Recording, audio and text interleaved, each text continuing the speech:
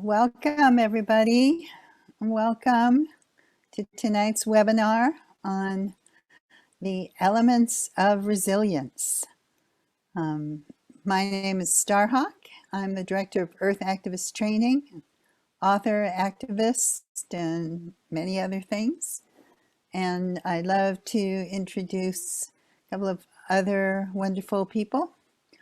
Charles Williams, who's going to also be co-leading this, who is one of my co-teachers at Earth Activist Training, and Sunshine Claymore, who is one of our young teachers who's coming up, and also coordinator of our regenerative land management program.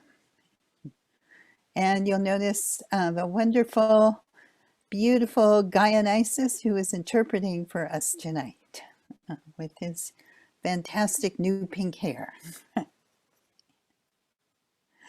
Right. So we want to lead you tonight through some of the elements of resilience, both personal, but also resilience in terms of land and landscape and earth. And so before we jump into it, I just want to sort of say a couple of things. One is Earth Activist Training, which is our organization, teaches permaculture design grounded with spirit and with a focus on organizing and activism. Those of you who know me know that I sort of come to this all with a background in many decades of teaching and practicing earth-based spirituality. And for me, there's sort of this unbreakable continuum between what happens to the earth and what happens to us, especially right now when so many of the life support systems of the earth are stressed and endangered, where climate change is running amok, and where that seems to be reflected in the kind of rigidity, I guess you'd say, of a lot of people's thinking,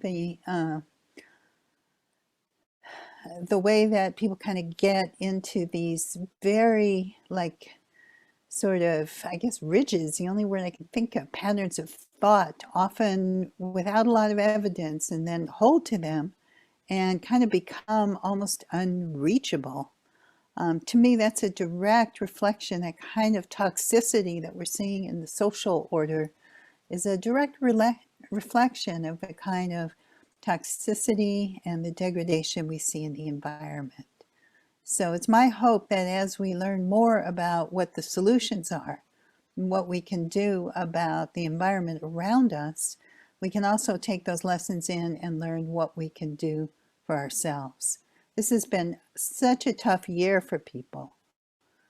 And it's hard for me to believe that just a year ago, we were first going into lockdown, and I would never have believed, that this was going to go on for an entire year.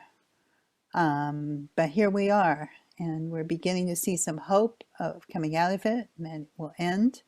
But it has been definitely a challenge, and we have needed a lot of resilience just to survive and certainly to thrive in any way.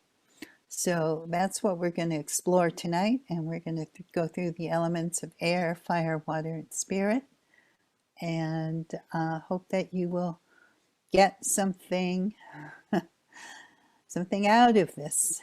In Earth Activist Training, we teach permaculture design courses.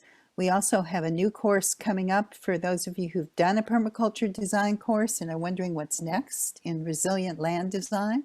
And we'll be telling you about that, and a longer term training we're launching in regenerative land management. Because for us, one of the key contributions we feel like we can make around climate change is about how we treat the land and how we treat the environment around us. And that holds true whether you're out in the woods or out in the ranches and the rangelands or on the farm or in the middle of the city. We are not separate from what is around us.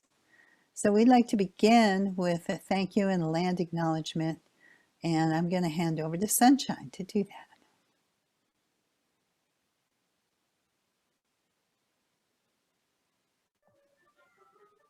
Pilamaya, thank you all for joining us tonight on this Monday evening. I look forward to connecting more with a lot of you through the programs that we're offering. I would like to acknowledge that I'm currently living in Pueblo territory. I'm nomadic and I'm from Standing Rock Reservation in the Dakotas. So I descend matrilineally from the Hunkpapa Lakota people. And my father's mixed European and my mom also has French heritage. So in acknowledging the land that we are interacting with and passing through, it's important for us to not only acknowledge those stewards of the land, but also the practicality of how we can apply our acknowledgement in action and move forward in our communities by finding ways that maybe the local indigenous people may have land trusts that we can financially support. There's also the option of taking like a permaculture design course and learning how to grow an abundance of food or medicine, and any excess that your family may not need, you can donate to family-friendly or youth programs that are important in minority and indigenous-led places to support. Also, looking around your local area about conservation efforts that are being made to the ecosystems and figuring out how you can support those conservation efforts.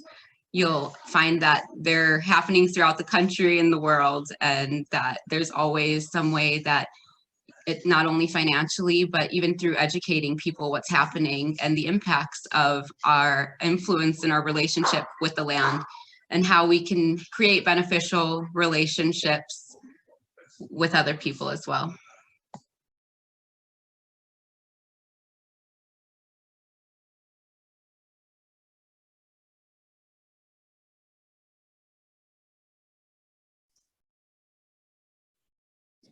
Thank you, Sunshine.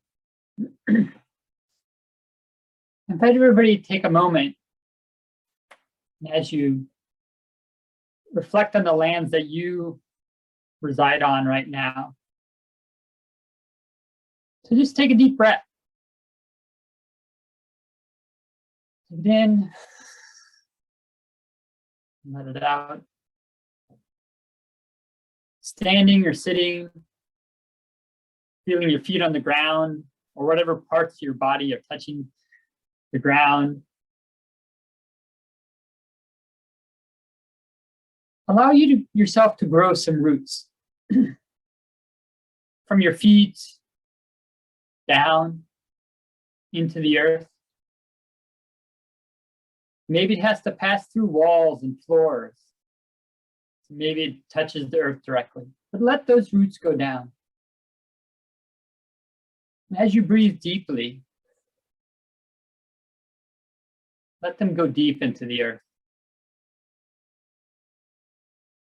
You breathe them down through that soil, around bedrock, the water table. Can you breathe them deep? Down, down, to where it starts to warm up and get hot. Touch some of that fire in the middle of the earth.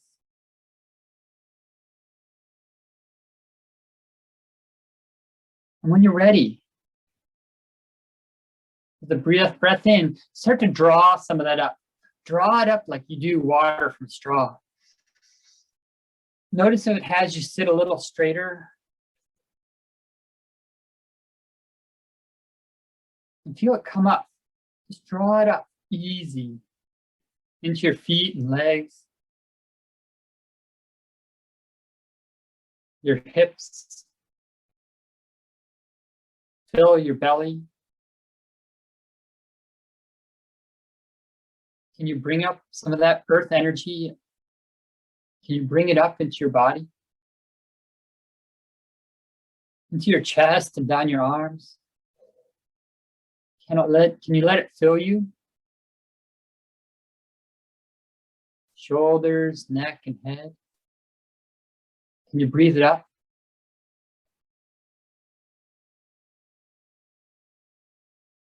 Can it sprout like branches from your head and shoulders, reaching up into the sky, sliding through the roof and out into the sunlight or starlight, tasting the air, feeling the wind? Can you drink in some of that sunlight, starlight, down your leaf and branches, swirling in your body and mixing with the earth? And then down into your roots and back into the earth.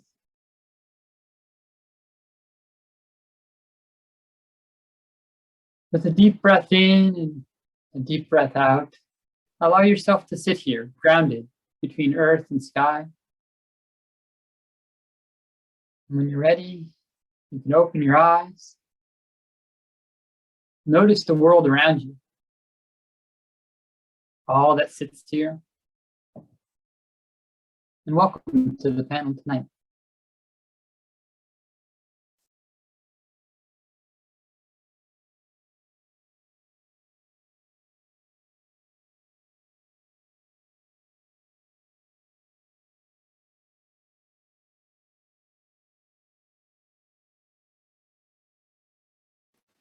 Thank you, Charles. And thank you, everyone, for joining us. Now that we're grounded, I'd like to sort of imagine we could extend out like a thread of energy between all of us.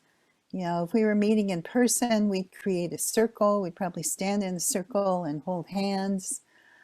And it's hard to believe it's been over a year since we've been able to do something as simple as that. But let us sort of virtually hold hands. Let's imagine we could extend out some of that good energy from your palms out through this amazing electronic web. Maybe sending some gratitude. You know, I have a lot of frustrations with technology. I tell the Earth Activist training team they have to put $1 in my therapy jar every time they say the word spreadsheet or open some new kind of app. But I'm also really grateful for this technology because without it, we wouldn't be able to connect in this way. And this last year would have been so much harder than it has been. So let's send out some gratitude through that web and feel our connections crackling through that web and making our circle across time and space, across continents and time zones. And our circle is cast. And into this web, we can call the elements. And the elements, you know, those traditional 4 elements are common to so many different cultures and traditions. And I think the reason is because they are the things that sustain our lives. The air, the fire, the water, the earth. Without them, nothing can live. And that 5th sacred thing, that thing we call spirit, that intangible thing that links them all, is what makes life not just survivable, but something full of beauty and wonder and reverence and awe, something we can enjoy, something that can help us build that quality of resilience, that ability to come back after a shock or a setback. So taking a deep breath, let's call in these elements. As you breathe in and out, think about the air, what a gift it is to be able to breathe, and how much of an issue that has been this year. Maybe some of you have had COVID or even have it right now. Maybe some of you have lost friends or relatives or loved ones, or people maybe you didn't know personally but admired, that have had their breath stolen by this disease and died. As we take a breath in, let us acknowledge that great gift, that air that we so deeply depend on. We can't go for more than a few minutes without constantly taking it in, giving it back out. And how it reminds us that great truth that this virus has taught us, that we are all interconnected, that when we are together, we are breathing each other's air. We are not separate. And welcome air. Taking a breath, let's think about fire. Oh, this has been a year for fire. I live on the West Coast, and I will never forget that day of waking up when the sun was orange and the clock said it was morning and the sky looked like it was some sort of strange pre-dawn darkness. We've seen so much fire and been so threatened by fire. And we've seen the fires increase in intensity and strength and duration.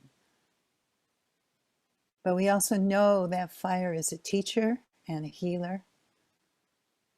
This land that I live on, the land of the Kashaya is land that was tended for thousands, tens of thousands of years with fire, as were so many of the lands that we live on now.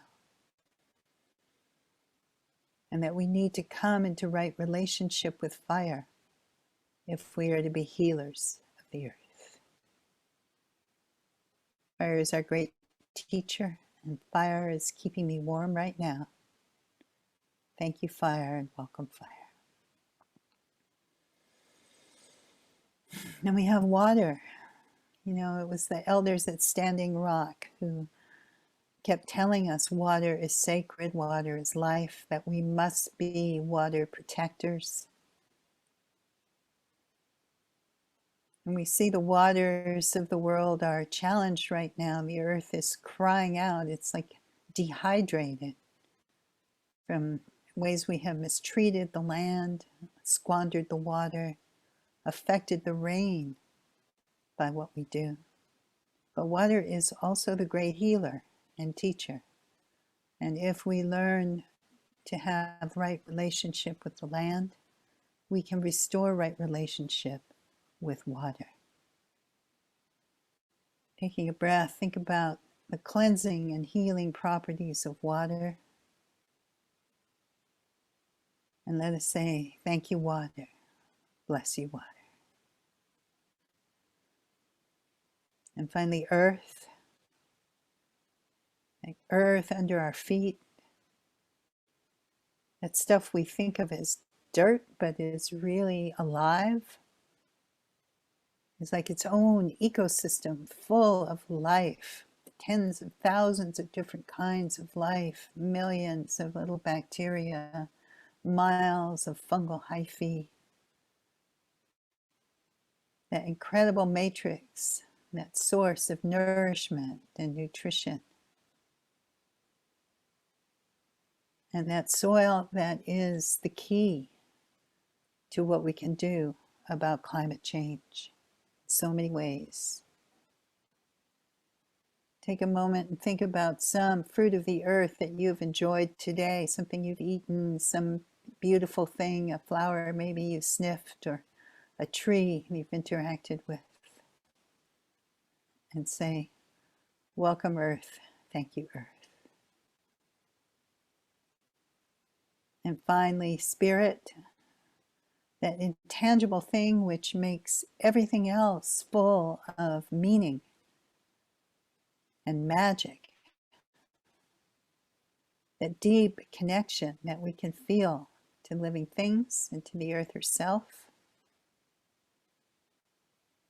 That sense of community that we can create and weave across place and time, across the barriers of our differences. Say, welcome, Spirit. Thank you, Spirit.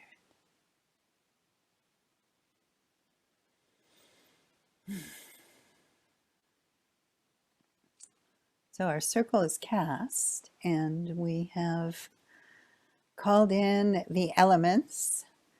And now I'd like to jump into the first of them, which is air. And air, the tradition that I come from is, we call it reclaiming. It is sort of an offshoot of many different branches of ancient earth-based traditions from Europe and from the Middle East that have roots that go back before Christianity, before even Judaism as we know it. And a lot of people don't know that actually even Europeans were indigenous once, right? And that there's still remnants of that ancient knowledge that survive in different ways through culture, through tradition, sometimes through folk songs or fairy tales, sometimes through artwork, sometimes in strange ways. But in this tradition, again, we work often with the four elements. They connect to the four directions. Air is in the east, fire in the south, water in the west, earth in the north. And they also connect to different qualities.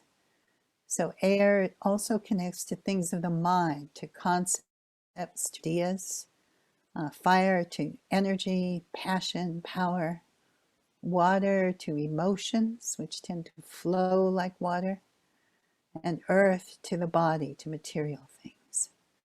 So I'm going to begin with air and talk a bit about some of the concepts. And to do that, I must employ the magic of screen sharing.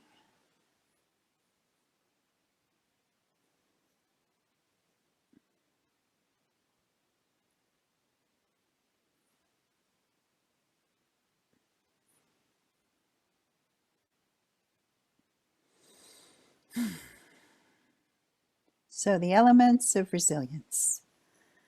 What you're looking at there is a landscape that burned, must fall in the glass fire. It's part of an intentional community called Monan's Reel. And what you're seeing is an oak that has burned, but is coming back. And to me, that is an emblem of resilience.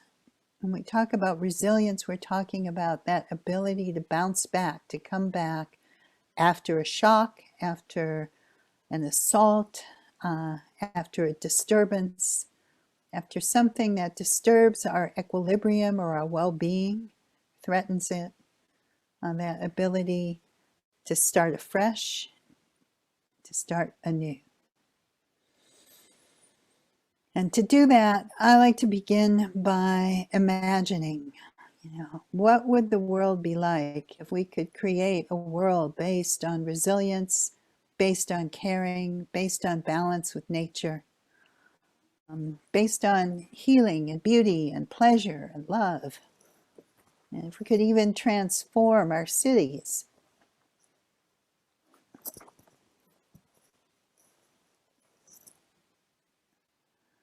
Instead of the world we have, where we've got oil spills and nuclear meltdowns, we've got fracking and so many things that have no regard for the quality of the earth or the waters. The tar sands and the oil production, all of which are part of what is creating climate change. And I think for many of us, this year has been so overwhelming between the pandemic and between just the elections and everything that went along with it, and the assaults on people we love, on people of color, the police murders, the uprisings, that in some ways I feel like climate change, which is this overarching threat to our well-being, has kind of in a way receded a little into the background. but it's still there, and it is fueling so many of the issues that have plagued us this year. So we can't forget it. We need to learn how to deal with it. And at the same time, when we learn how to deal with it, we think about it, I think we often feel overwhelmed or feel despair. And we don't need to, because there are things that we can do. And the things that we can do, as you'll see, are actually not horrible, painful things that require terrible sacrifice. Most of them are actually really nice things that are going to make our lives better in many ways, if a little different. So we can transform this world where billions of people live in poverty, and where there's floods and fires and natural disasters. This is supposed to be a Native American proverb, but I think of it often. If we don't change our ways, we're going to wind up where we're headed. And Bill Mollison, who was one of the originators of the concept of permaculture, this is one of my favorite quotes, and I can't tell you how often I think of it almost every day when I read the news, that evil is stupidity rigorously applied. But we can instead create a world of regenerative abundance, a world where everybody has enough. Nature is our model, and nature doesn't hold back. You know, when she gives, she always gives more. Sometimes she gives too much. And when we learn to work with nature, we can have that too. And this is a picture from my land of one of our Mediterranean food forests, where we've got olives, we've got herbs, we've got lavender, we've got spring bulbs, all growing together. So what's in the way? You know, the centralized power of the oil industries and the old forms of power, the brutality with which they are willing to maintain their systems, and all of these integrate isms. Sorry, that seems to be a slide with, I missed getting rid of the audio on, but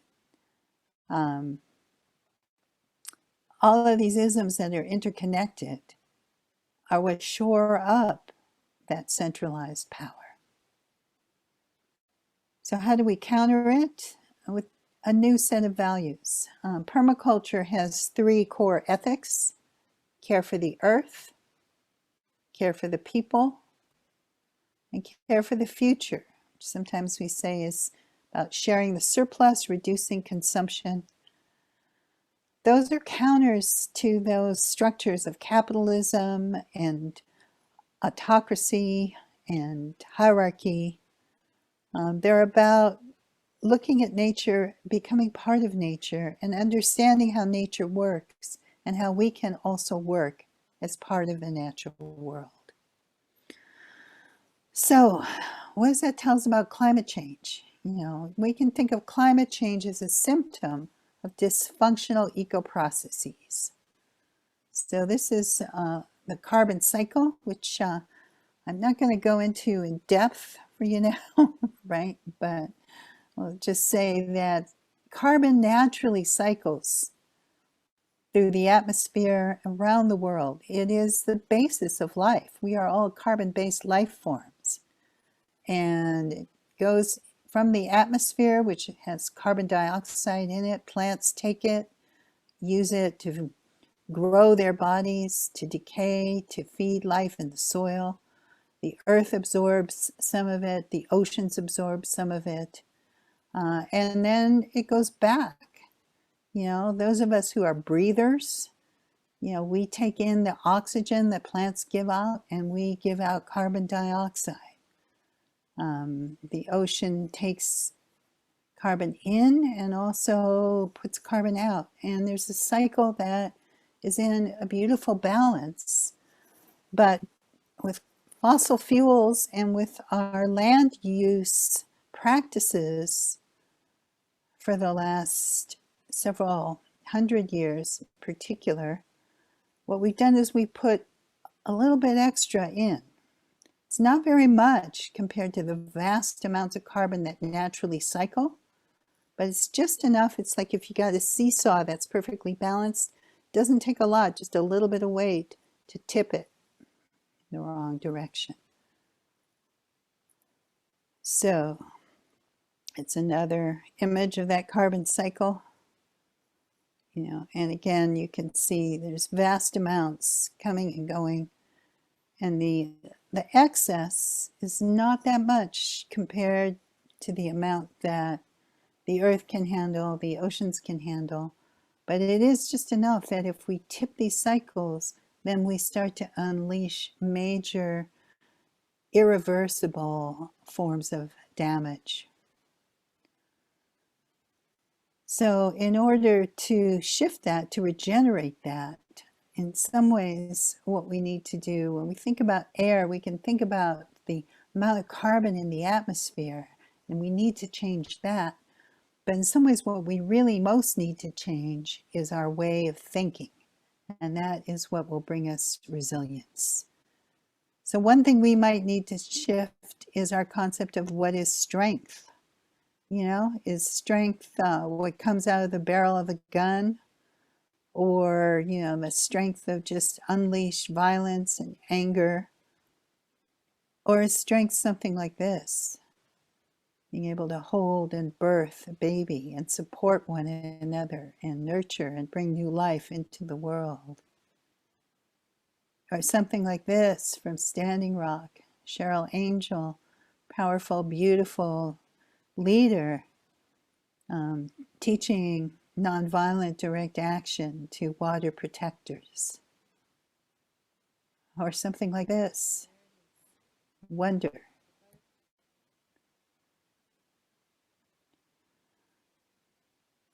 Well, the good news is we have a miracle high-tech carbon extraction machine.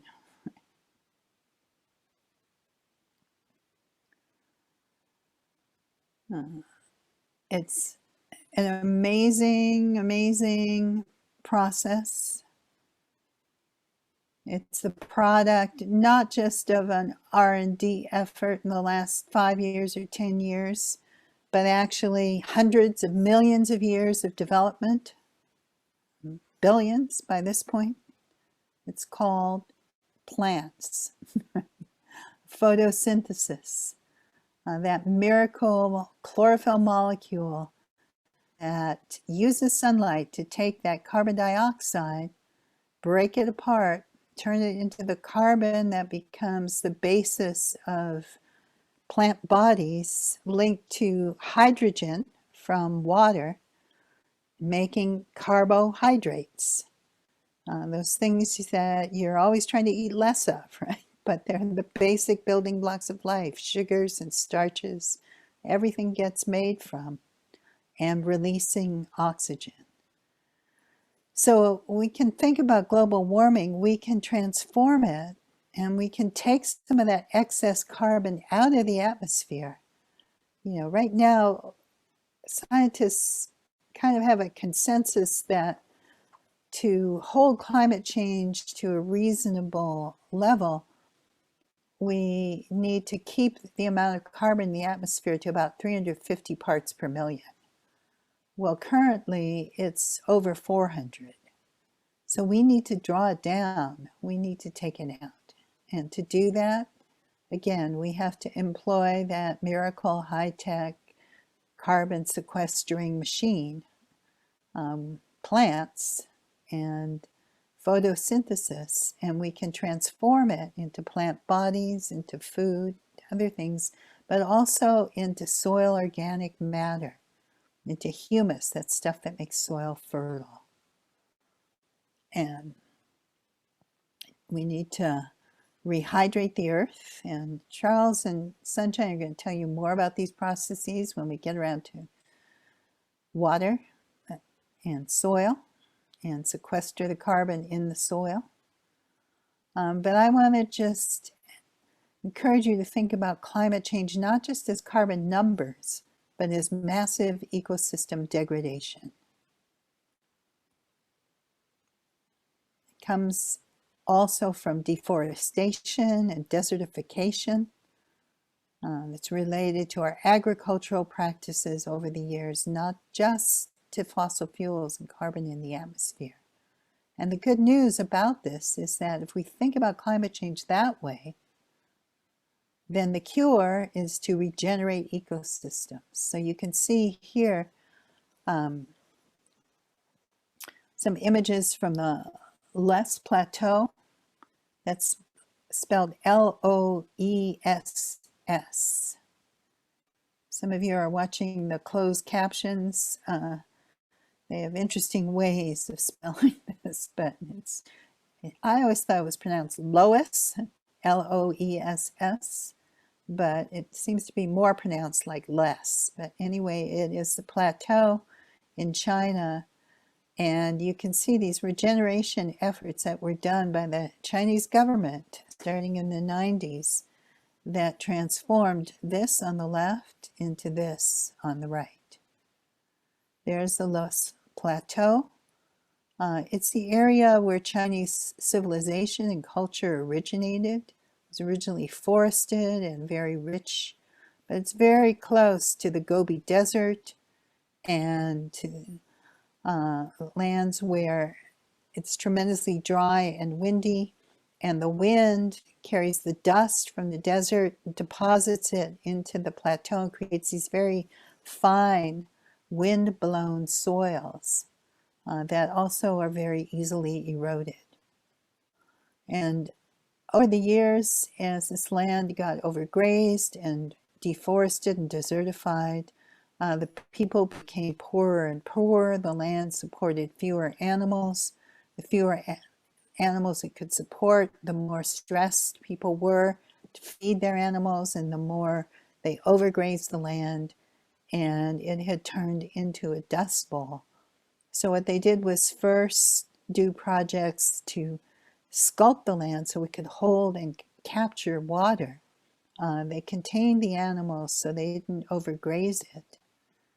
And over a period of just a decade or so, they were able to transform it from what you see on the top to what you see on the bottom. And to me, this is a real sign of hope. There's a wonderful film, a documentary by John Liu, Liu, called Green Gold, that tells this story. But you can see that it is possible to regenerate landscape on a massive scale. And in doing so, not only to heal the land, but also to capture carbon, to capture water, to heal the water cycle, and to heal the lives of the people that are in it. So what can we learn from this as far as our personal resilience? I like to look at it this way. You know, if you feel you are stuck on a problem, try asking this: what am I not looking at? You know, if we're looking at the degradation of land and we're looking at climate change and we're only seeing it as carbon numbers, let's take a step back and say, what are we not looking at? You can even do this in a relationship. You know, if you're something that just is not going anywhere and you're like, why am I still in this? Maybe take a step back and say, what are the pieces I really don't want to look at? What are the things I don't want to admit? What does the other side think?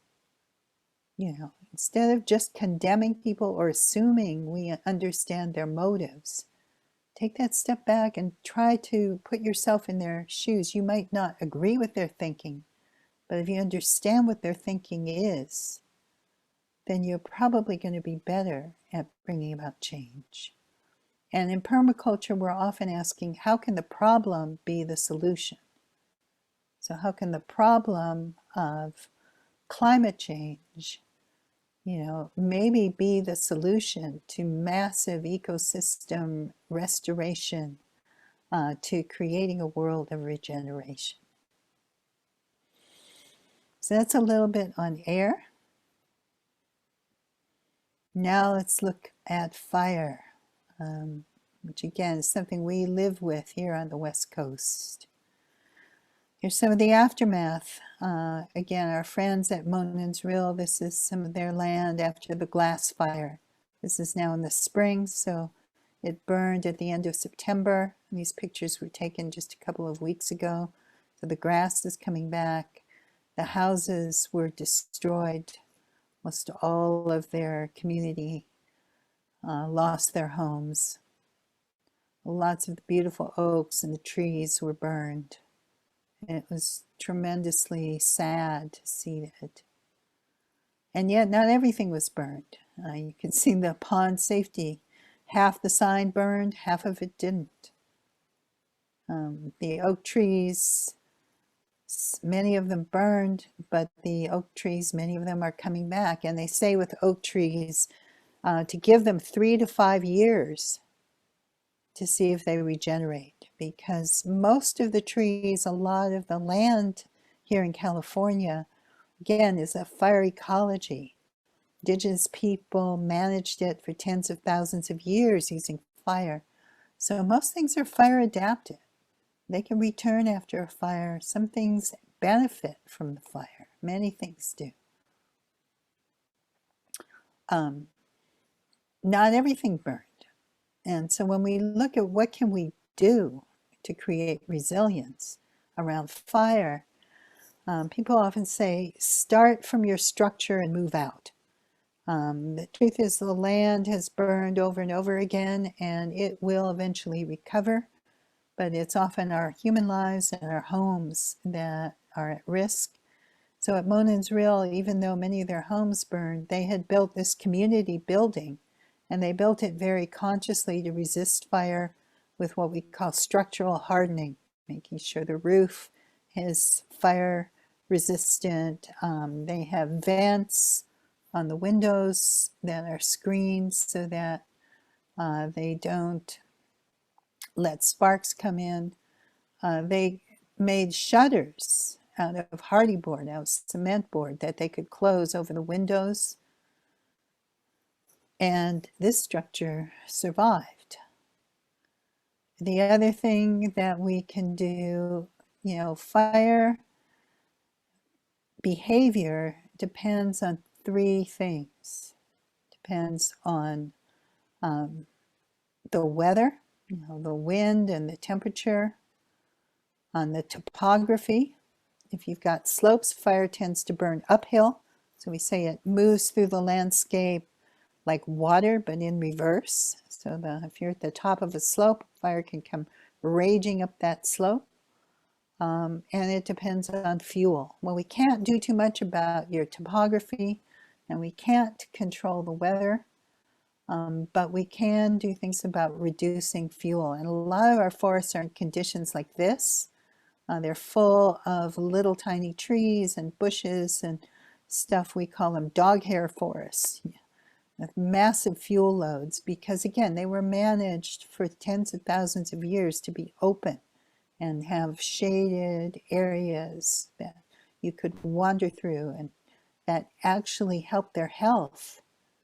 It helped keep diseases down. It helped wildlife have places to move and to graze.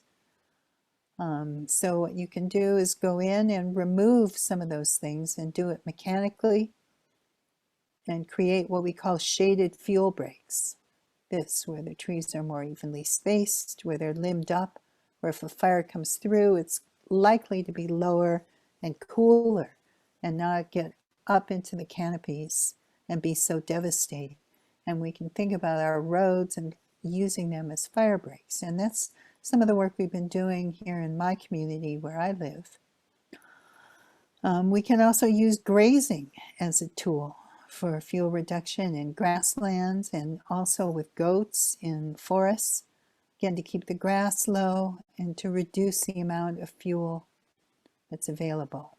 Alan Savory, who was a ranger in Zimbabwe, has done incredible work with restoring grasslands and reversing desertification using grazing. And you can see again on the left, the before and after pictures, the same area, using that animal impact very elegantly to restore the life of the grasslands. And about half of the land area of the United States is used as grazing land. When we restore it to life and we restore it to health, we're also sequestering carbon. That land is holding more carbon, it's also holding more water and improving the water cycle. And we can honor indigenous wisdom. As I said, that is how people manage the land here for tens of thousands of years, making fire with fire drills, burning so that the burns were low and cool, and when lightning came, as it did this summer, and we're like 5,000 lightning fires all at once burning across California, those fuels weren't built up. So prescribed burns and cultural burns, which are done in the way that indigenous people did them, with not just, with the science, but also with the spirit, with talking to the land, honoring the land, praying for the land. That is some of the long-term key to restoring our health in California and in many, many places, and reducing the impact of climate change. This is dogbane, which was used by Native peoples to make baskets and to make fiber. And we have a friend, Redbird Willie, who tends a dogbane patch in Santa Rosa. And he talks about how where the fires came through, the Tubbs fire a few years ago in Santa Rosa and burned hundreds of homes, that land was all dogbane land. And people knew that this was where fire would come. And the dogbane is something that benefits from being burned periodically. So again, if we understand that wisdom, if we ask the people who have the local knowledge, we might have more understanding of where to build, how to build, and where hazards really lie. And as part of that, I think of fire as the great teacher of community. This is a picture of an event that happened just this weekend. We had a community meeting outdoors in a vineyard to hear from some of the firefighters and the captains and the chiefs who had fought some of the fires that were near us. We had 2 major fires burning on either side of our area this summer, and to really explain all the things all the decisions and all that had happened in fighting the fires and what we can do to be more prepared. And we've had 5 community work days this winter to do some of that fuel reduction in key areas around roads and firehouses, where people just get together and do the work, socially distanced. One guy brought his chipper. We made burn piles, and over time we hope to bring back some prescribed burning to this area. So fire is our teacher. And again, when we think about personal resilience, I think fire teaches us some key lessons we need to know for our personal resilience as well. And especially this year, fire is a great teacher that we are not in this alone. No one can fight a wildfire alone. We are dependent on each other. We're utterly dependent here on all of our neighbors, not to do something stupid in the middle of the summer, not to throw a cigarette butt down into a pile of dead leaves, not to go out with a mower with a metal blade that might strike a spark and start a fire, which is what happened in 1978, burned the whole area. Fire teaches us to take responsibility. We are interdependent, but we each must be responsible. We each must carry our share. And fire also teaches us to let go. We can do all these things. We can tend the land, we can harden our structures, we can do everything right. But we know that if when it's huge weather-driven, climate-driven fires comes through here, it's possible nothing we do is going to actually save our homes. So we have to also let go and know what's truly important. If we love the land, if we love the community, if we feel we belong here, it's worth staying here and doing what we can to tend it. So those are some of the lessons of fire. So I'm going to stop sharing now. Let's see. I've probably gone way over my time. So I'm going to pass it on to Charles, but I just want to say, for those of you who know, who are really interested in this and want to learn more about the land, if you've already done a permaculture design course, we have an advanced course coming up in resilient land design. It's going to meet over 6 months and take you through all the elements of resilience and help you come up with a coherent plan and design for a piece of land. We also have a long-term training program that's the entry for in regenerative land management. If you haven't done a permaculture design course and you're starting to get interested in it, we have one coming up in July. And if you're interested but not sure you're that interested, we've got lots of wonderful shorter courses and other things that'll be happening. All right, Charles. Good evening, everybody. So tonight, Star asked me to talk about water. And when I thought about what should I talk about if I had a few minutes to talk to people about water, like what's the most important thing? And my little 5-year-old son and I were out the other day, and he had noticed something about water. He said, "You know what? There's flying snowmen." Says, "Flying snowmen? What do you mean?" And he pointed at the clouds, and he says, "Yeah, the snowmen, they evaporate, and then they travel on clouds to the North Pole, and that's where they live for the winter. And then they get on the clouds and they come back in the winter." Like, and I thought that was fabulous. Like, he understands the water cycle and where snowmen go in the winter, in the summertime. So, so that understanding of the water cycle, though he's 5, is where I want to lead off. Like, Star just got talking about fire and the need for fire for both regeneration, but also how it can be destructive. I want to take a moment and look at how water works and the nuances of the water cycle, and especially as it relates to forest and climate change. So I'm going to share my screen. And here we go. 1 second, got to make some of these things go away.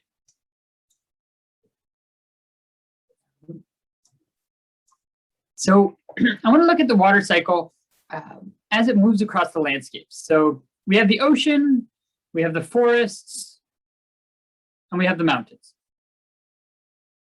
And as probably have learned, you know, water evaporates out of the oceans, makes clouds come across the land, and it rains.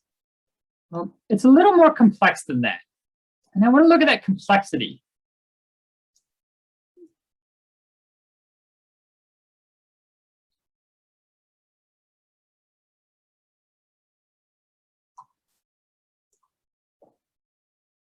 And the part of the complexity I really want to look at is water evaporates. You know, water originates, you know, in the ocean. Well, part of the cycle. You can say if you begin at the ocean, it evaporates, and the first clouds you get are 100% seawater.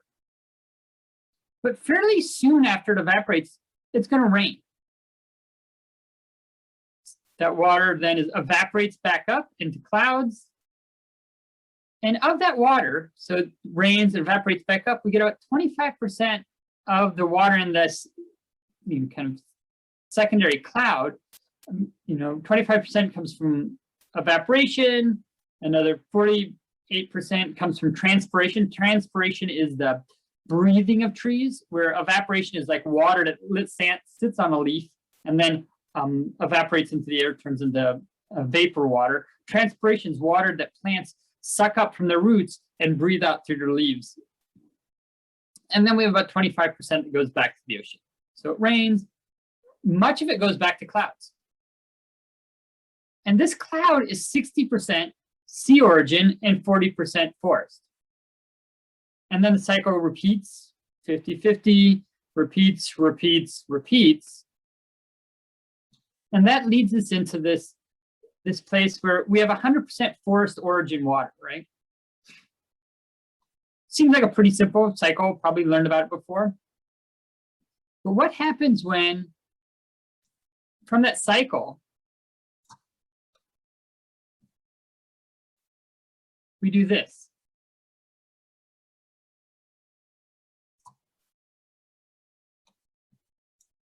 What happens when that water that comes down here doesn't evaporate? When we put a city there, we build the infrastructure there. Well, it starts to decrease the amount of water that comes over here. And what if we do this?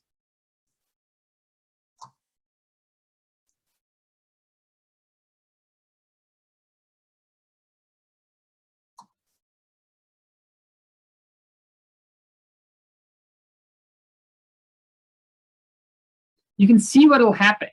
I hope it's pretty clear what happens with our water cycle. Evaporates, rains, evaporates, rains, doesn't evaporate, doesn't evaporate. We get this whole part of the land dries out. When you talk about fire, think about where your fires exist and where they flare up. Think about what happens when we deforest landscapes and we don't get rain and this area dries out, then these trees start to die out. Anybody who's had a garden and tried to grow things, but you don't have quite enough water, knows what it's like to grow in dry land. You know what it's like to see places desertify, turn to deserts. Like this is happening all over. We're taking our water cycle and we're disrupting it with our cities. So massive reforestation is needed for regeneration. So when we start talking about like how do we regenerate landscapes, regenerative design, part of it's plants, part of it's like growing trees to try to get this water cycle, active again, so we can hydrate the landscape. And by hydrating the landscape, we can move more water vapor into the air, we can move more water vapor into soil, we can really start to affect our larger landscapes. If you're growing a garden, on this side of a city, and it's super dry, part of your regeneration effects is to be planting trees over here. So what we want to do is start to look at where can we intercede in these disruptions to the natural cycle. So this is the water cycle. I hope that makes sense, because I want to step back from the water cycle and take a look at another cycle. So we'll take the city away. Woohoo, take the city away. Cities aren't that bad, but I like trees a lot better than cities, really. We'll put our trees back. Put our city away, put our trees back. This is reforestation right here. This is what we need to do. So the other cycle I want to look at today is the solar cycle.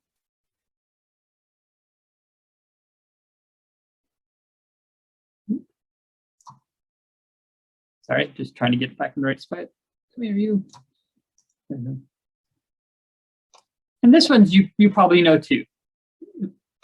The solar cycle, where we have the sun, we have sunlight coming in as light. That sunlight is coming in. Some of that sunlight hits clouds and reflects back out to off to space.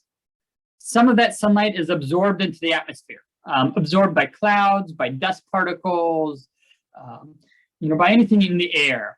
It can be absorbed in. And some of it hits the earth and is reflected back. So like the shiny roof, glancing off water, light colored plants, this is reflected back into space. The bulk, 48% of it is absorbed by the surface of the earth, is actually taken in. So we've got 23 reflected back into space from the clouds, 7% reflected back from the surface of the earth, just as light. And the rest of it's absorbed. Light turning in, absorbed into matter. Some of it's absorbed by trees, rocks, water, those type of things. And when that gets absorbed in, think about what it's like when you are walking across the landscape and you take a walk and you go from underneath your trees, which might be cool, across the yard, might be a little warmer. You might walk across a sidewalk and maybe across asphalt. Where is it the hottest? Like, where does it? A lot of this is intuitive, but I want to just point out what's going on. So you get sunlight coming in, and then we have heat leaving. And this heat leaving part is important when we start talking about climate change. When we talk about climate change, what we're often talking about is that CO2, that carbon dioxide. We need to get rid of the CO2. We need to capture that carbon, sequester the carbon, kind of reclaim the carbon cycle.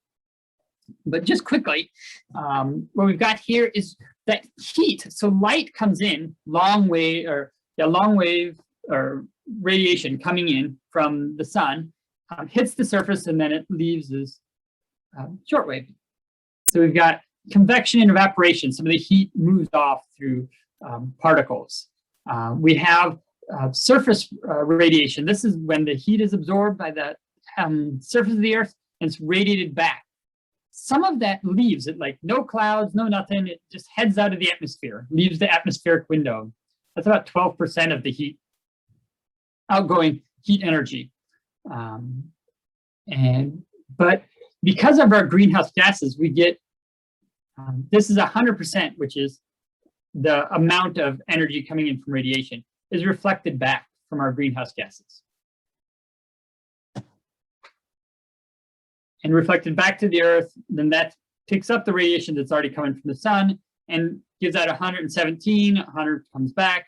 This is that reinforcing cycle. This is why we have climate change, this cycle right here, where it's reflecting back the amount of energy, and then it's increasing the amount of energy that gets radiated back.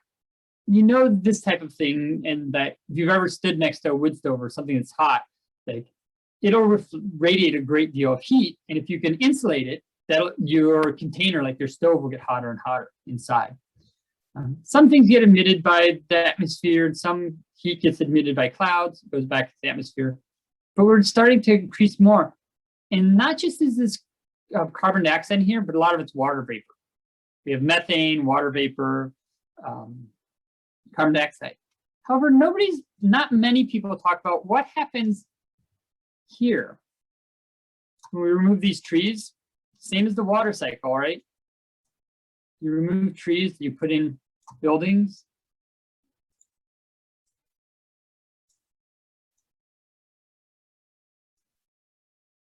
I point this out because that whole water cycle piece, where we need to plant trees for water cycle, it also becomes really important in the climate change conversation.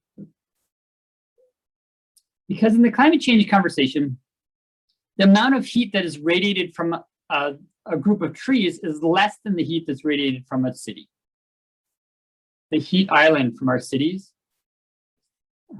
produce about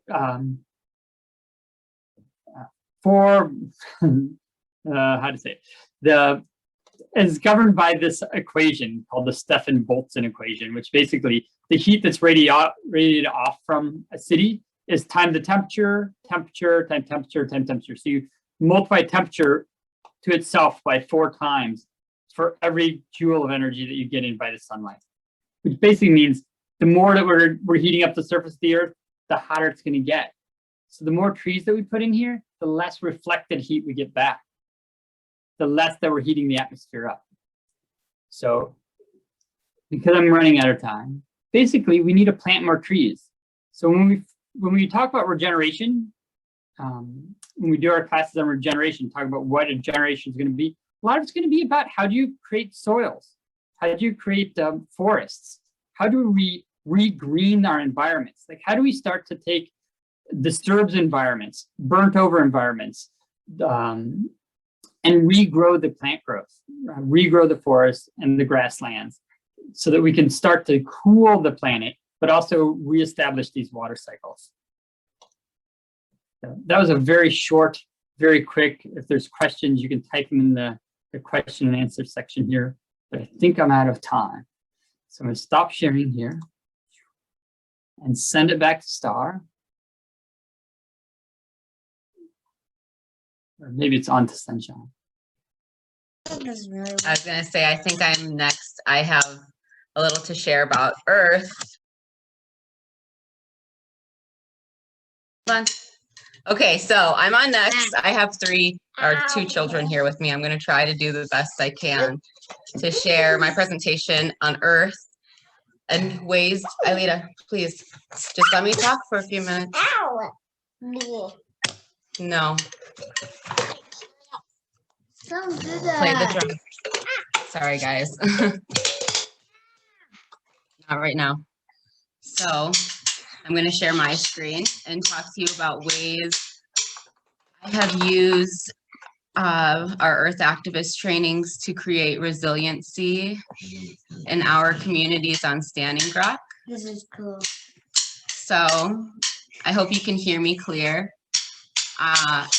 I'm now the Earth Activist Regenerative Land Management Program Coordinator. So if you're a student, and then I will be communicating with you throughout the program.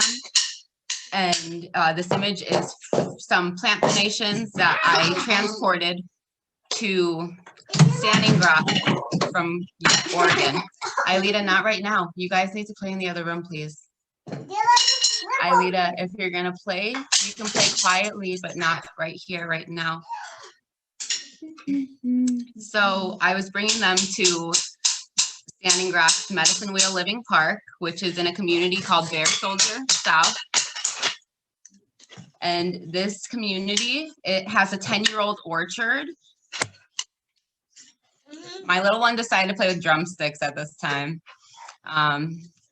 So the Medicine Wheel Living Park has a 10-year-old orchard that we had a tree planting ceremony.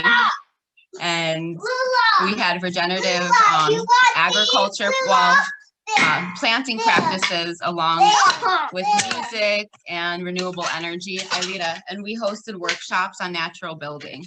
And so that was where my lead was, and my child also will be teaching natural building, I'm sure, in the next few years. So I've taken permaculture teachers trainings, which helps me in education to help meet diverse groups of people. I teach from children to adults and now all over the world. Please be quiet for a moment. And typically these trainings through Earth Activists have been in person, and we've met a lot of communities across the world of people who have like-minded interests and passions in putting our knowledge into action. And often these people are activated in their own communities in strong ways. Let's play regular sword fight. So the regenerative land management program, when we started our first cohort, was a beautiful intensive where we got hands-on experience learning practical ways to sequester carbon. And we worked together in teams and had long days. Sorry, you guys need to get out if you're going to be communicating like that, because it's too loud and I'm talking to other people. Please be respectful. So we also dug a willow dam, and we used A-frames to design along the contour of a site. And then our in-person intensive, which for the cohort who will be starting this year, would take an ecosystem restoration intensive in 2022. We're hoping we can have them in person, and it may be different than what I experienced, but the Indigenous California Redbird Willie helped share a lot of the changes in the fire ecology of California through colonialization and what he has learned and experienced. And at the end of this restoration intensive, we also got experience doing some small rotational grazing with a flock of sheep that was caretaken by a shepherd, and we did some oak tree identification and protection so that we could help ensure that baby trees had a higher chance of survival.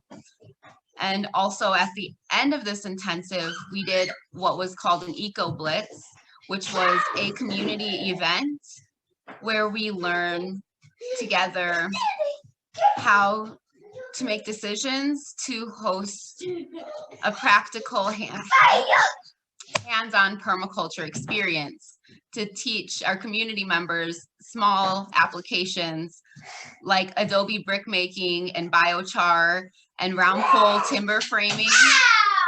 So those were short things that we offered to other people. And my presentation will be much shorter than Charles and Star, as you can hear. So ways that I'm taking this knowledge that I learned through these Earth Activist trainings, taking a permaculture design course in 2018. Our next one will be starting July this year, July through October. It's a 6-month online intensive. And so these skills that I personally learned, I'm now applying on our reservation. In one way is being employed through the Miniwichoni Nakitiji Waunspe. The name is different than the picture here. We've decided that Waunspe is a learning space, and we don't necessarily want our education to end beyond the doors of our building. We want the to facilitate lifestyle changes within all the communities of our area. And so we do things like education, and we help with utility payments to people who have had struggles during the pandemic. And also I started like 50 tomato plants that we donated and did food boxes, our small garden boxes we gifted to elders in our community. I also worked with the Standing Rock Community Development Corporation, who last summer we installed 70 personal gardens across our 8 districts on our reservation. And in those 8 districts, we were also able to install 4 community gardens. And their goal is to get at least 100 individual gardens and a community garden in all 8 districts. And they have a lot of food sovereignty in their program. They also have a herd of buffalo that they're working to do some rotational grazing in the future. And as, please, you guys stop arguing while I'm teaching. It's only going to be a few more minutes. It's really only a few minutes. They were quiet while Charles and Star talked, just so you guys know. So yeah, they really like us. The buffalo will be essential in sequestering carbon and learning about that and applying it, because the ecosystems of the prairie co-evolved with grazers, which are essential to helping the long root systems of the grasslands to be healthy. So I also volunteer at our integrated clinic, which we do a lot of COVID relief right now in education. And you can find all those information on our bios. But thank you guys. Enjoy your night.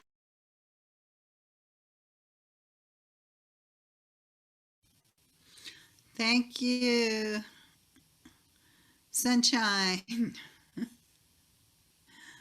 Let's see. Can you bring me back for a moment now? Yeah.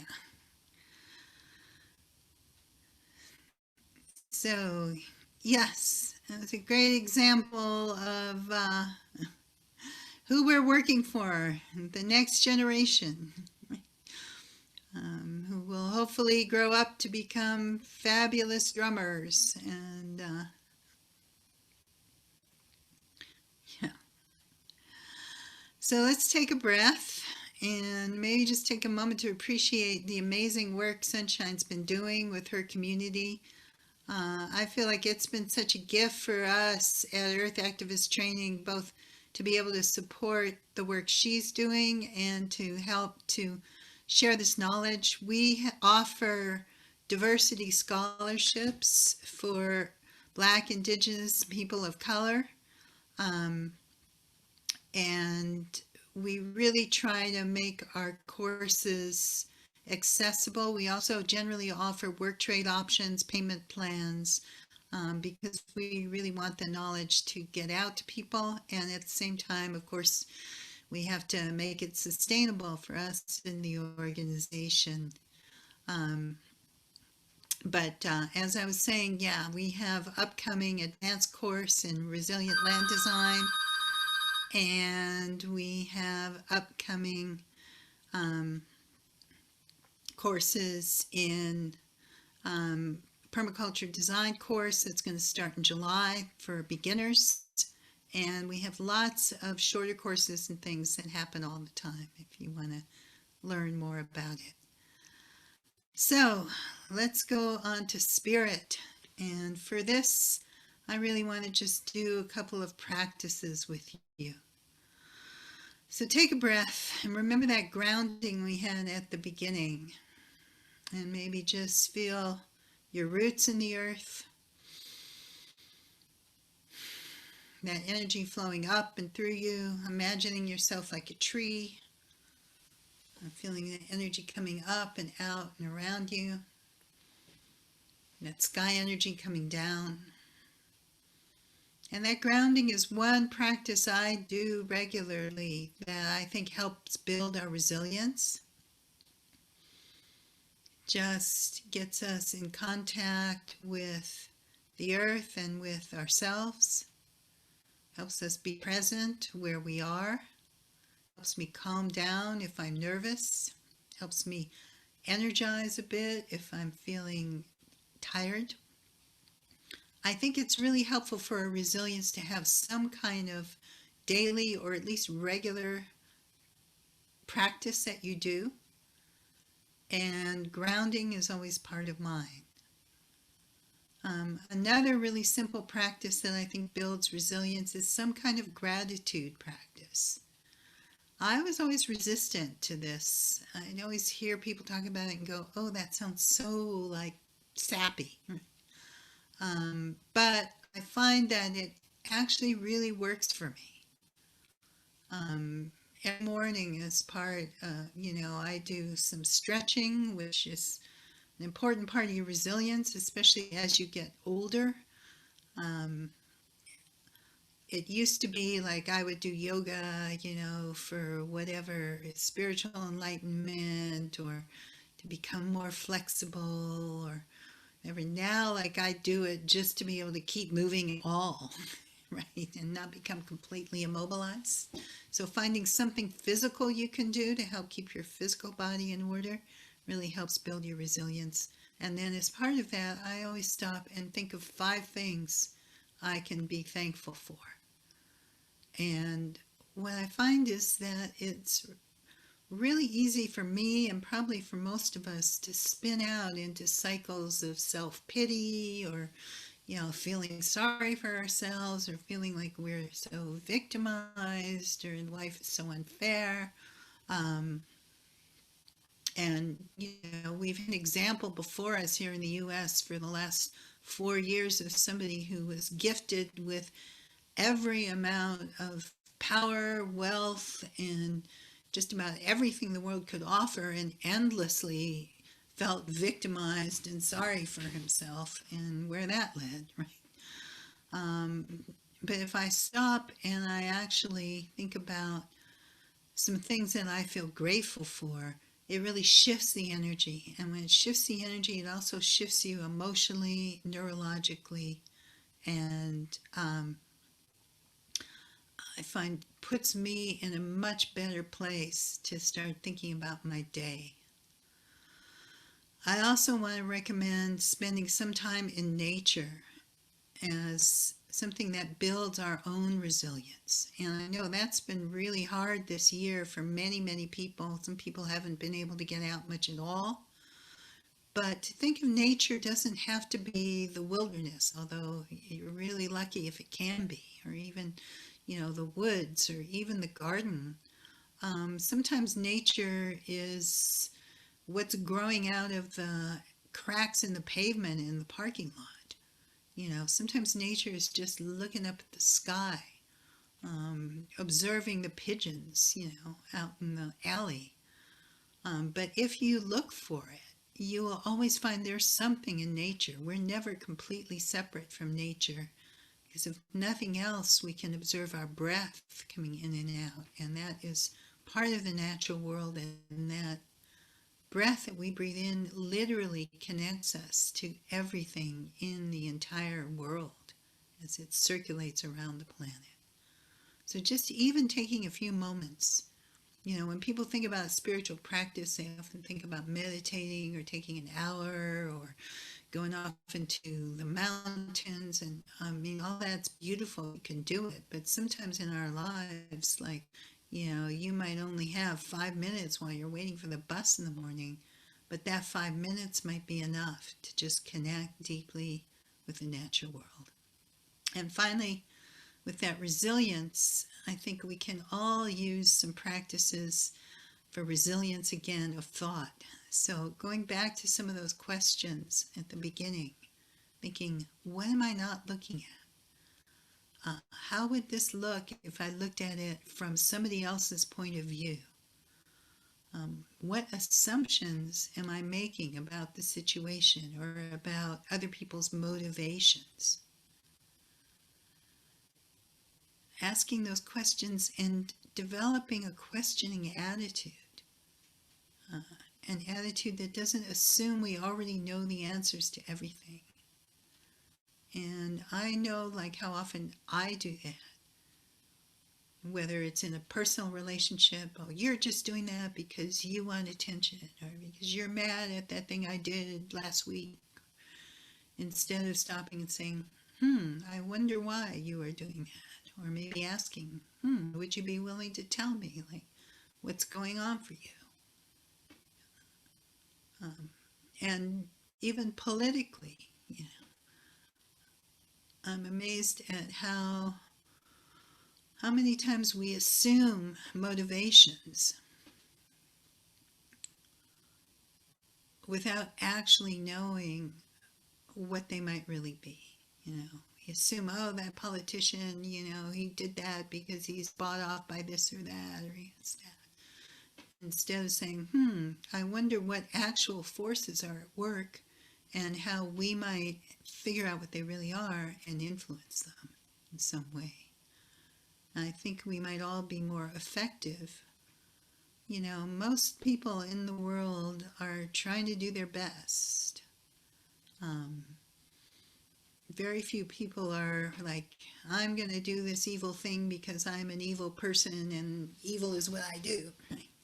Most people have some motivation where they at least think they are trying to do good. There may be some exceptions. I could think of them. Right? There are a few politicians that truly it's hard to quite figure out what positive thing could be going on or they even think is going on. But most people, at least, are really trying to do their best. So stopping and doing that work, if nothing else, keeps us more flexible. And finally, that permaculture question, that principle, we like to say the problem is the solution. I always say, I'm not sure that's always true, but it always makes you think about the situation more creatively. So if you have a problem, stopping and thinking about, how could this be the solution? If the problem is human excrement, right? Well, that might be the solution to building fertility, right? If you think about it differently, don't just flush it down the toilet, but build yourself a composting toilet. So all of those things for me are part of resilience. So I think we're getting toward our ending time. I want to say a big hello to Pandora Thomas, who I see her in the chat, who's also one of our Earth Activist Training wonderful teachers and who's just started a fantastic new project of Black-owned, Black-managed land and intentional community here in Sonoma County. Hi, Pandora. You might want to put a link to that in the chat. And so I also want to again say thank you to Guy and Isis for the beautiful interpreting. I want to say a thank you to the people who are behind the scenes, to Ali and Ajay, who are running our tech for this and help produce it, to Alyssa Trudell, who is our amazing Earth Activist Training Coordinator and has done so much of the administrative work for all of this, to Charles and to Sunshine, and to the kids who remind us to keep it real. And taking a breath, let us say thank you to Spirit.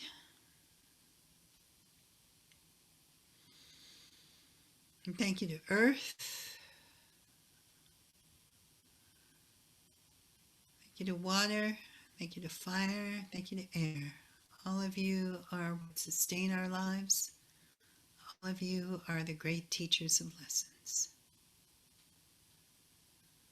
And thank you to all of you who have joined us tonight. And we hope we'll see you in some of our other programs. And you are also welcome to join our online earthactivisttraining.org community, which is a place, it's kind of like an alternative Facebook social network where you can connect around a number of different kinds of things and community ideas. I am also going to be doing another thing this week on Thursday, a magical activism course that I teach about once a month. And this week we're going to be exploring regeneration and renewal and our own immune systems and our collective immune systems. So if you're interested in that, you can find information on my website, starhawk.org. And let's just take a breath and feel that circle of connection, that wonderful web we've woven.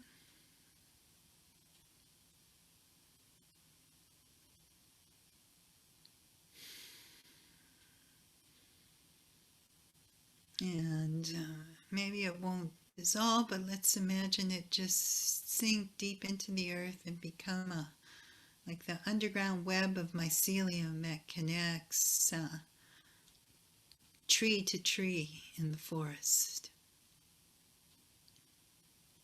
Our circle is open but unbroken. Merry meet and merry part, and merry meet again.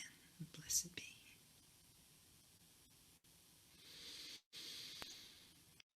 Oh, and I'm being reminded to tell you, if you do want to sign up for one of our courses, you'll get a special discount from this webinar. And it's I think we're going to put that in the chat as well. Okay.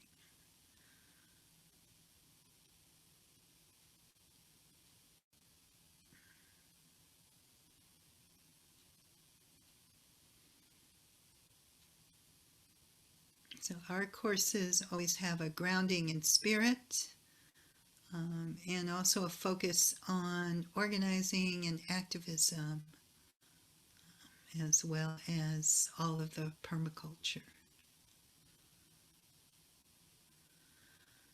Thank you all for joining us. And Dionysus, thank you again for your interpretation is like a dance in itself.